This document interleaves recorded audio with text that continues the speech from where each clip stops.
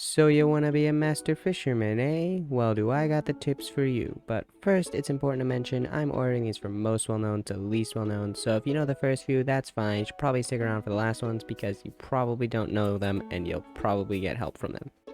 Tip 1. You can angle your cast. Most of you probably know this, but for those who don't, you can use WASD to cast your rod directions perpendicular to the direction you're actually casting it in. This doesn't move you too far, but it can definitely be helpful to get stuff like bubbles.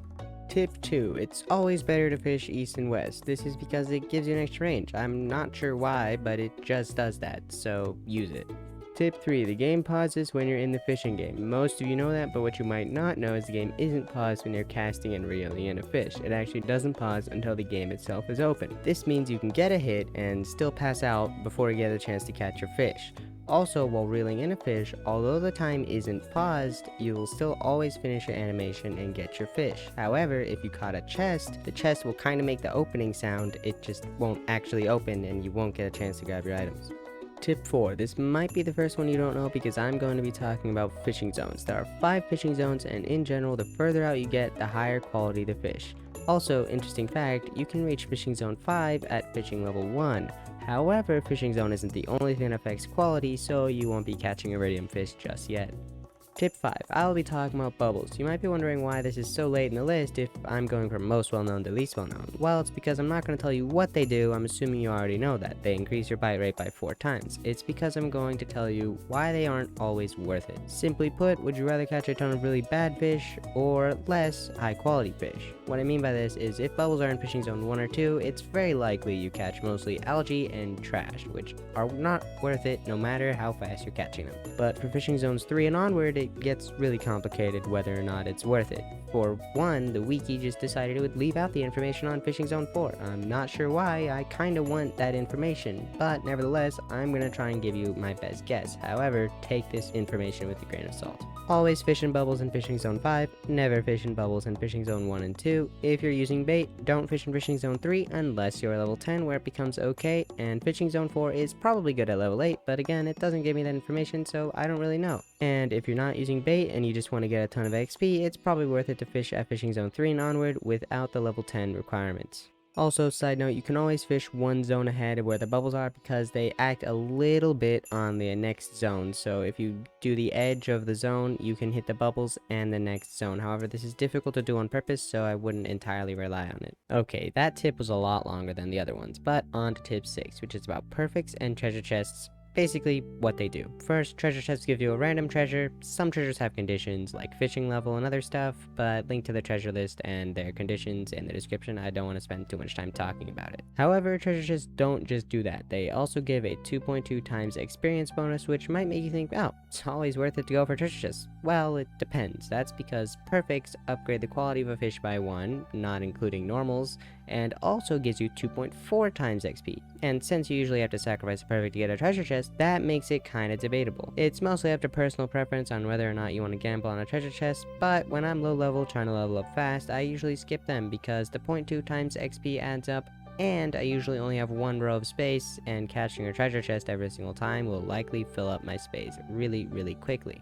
Also, it's worth noting if you get a perfect and a treasure chest, it will give you 2.2 times XP, then 2.4 times XP. It won't just add up to 4.6 times XP and give you that all at once. Tip 7 is the fishing equation. Here it is, and if you don't know how to speak math, don't worry, I'm gonna try and translate it to you. But first I must tell you what it does, and that is it calculates the amount of XP you get from any given fish. That first one means you just add 1 to the fishing quality and then multiply it by 3. Normal counts as 0, silver counts as 1, gold is 2, and iridium is 4. One important note is it will use the original quality, not the quality boosted by perfect, so if you got a gold that boosted to iridium from a perfect, it still uses the gold quality, which is 2. You then add 1 and multiply that by 3, which is 9. Now on to the second part, which is the fishing difficulty divided by 3. Fishing difficulty is basically how hard a fish is to catch, but if you want the specific number for each fish, there is a link in the description to the fishing difficulty of every single fish, because I'm not going to be listing it off for you. Also, this is rounded down no matter what, so even if you get a number like 8.666667, it rounds down to 8, which is pretty unfortunate, but whatever. Now all you have to do is add these two together and you're done, right? Well, wrong. You still have to do the calculations for perfect catches and treasure chests if that happened. But I already explained that, so I'm not going to do it again. These are also rounded down after each calculation, so if you get a perfect and a treasure chest, you do the treasure chest times 2.2, rounded down, and then do the times 2.4 from the perfect. Also, legendary fish give you a 5 times XP bonus, but you're probably level 10 if you're catching legendary fish, so I'm not sure exactly what the point is. On to tip 8, and I bet you at this point you probably haven't gotten all these. Not sure how many people have the fishing equation memorized, but I do. Anyway, tip 8 is you don't have to cast your rod as far as possible every time. In fact, at level 4, you only have to go here, and at level 8, you only have to go here, as long as you're fishing east or west. This can save you fractions of a second each cast, but maybe that'll add up to like a whole fish by the end of the day. Not exactly the most useful tip, but there's no point not doing it, so just go ahead and do it. Tip 9. This one is pretty simple. I'm just going to be telling you everything that you get from leveling up. I'm talking about things you get from every level up, not just the crafting recipes and things you unlock in Willie's shop after a high enough level. They are as follows. Point 1, less energy per cast, larger green bar by 8 pixels, average time to catch is less, average higher quality, and bigger average fish size.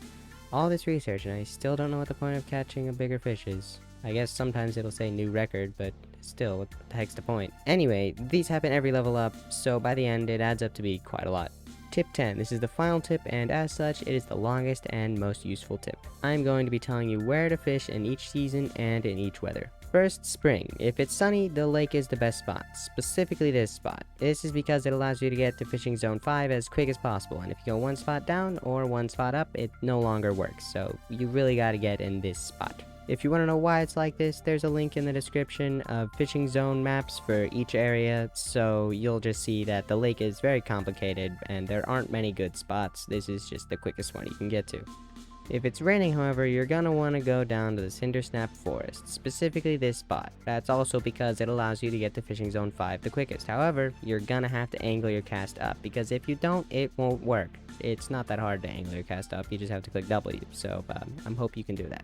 Next season is summer, and whether it's raining or not, it's the ocean. There are a ton of good spots in the ocean, but if you want to be near Willie to sell your fish at 5, this is the best spot. Otherwise, this is the quickest spot you can get to, so it's probably best to just fish there.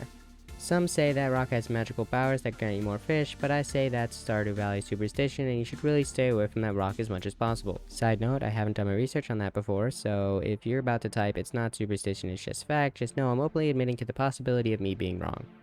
Next season is fall, and honestly, you shouldn't be fishing in the fall. There are a lot of better things you could be doing, but if you really want to, the best place is the river, and you can either go here or here because you no longer have to go to the spot that I said specifically on spring because you're probably fishing level 10 at this point. The next season is winter, and the best place to fish is the mountain lake, and while I don't suggest fishing in this season either, I can understand if you do because there is not much to do in this season. That's it, the end of tip 10 and the end of my video. If you can memorize these 10 tips, you are a certified master fisherman. Also, it doesn't hurt to just go out fishing and learn some things yourself, because there are a ton of small things that I couldn't put in this video, well, because 1, it would take way too long, and 2, who really wants to know the time and season that every fish can be caught? Well, I do, but if you do, you're just gonna have to learn yourself. Goodbye. Also remember to like, comment, subscribe, it really helps and stuff like that. Anyway, goodbye.